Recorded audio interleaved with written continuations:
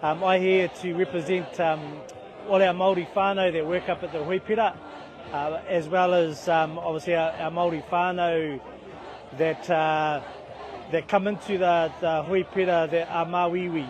So I think our roles are to make sure that they get looked after and they understand who we are and what we do. So by having me coming on board means I can give us that voice, that kōrero, and to make sure that we're heard and our roles are understood, because we see over probably close to nearly 50 to 100 whānau per month. Don't be a tick box and let us be that tick box, because that's not what we are.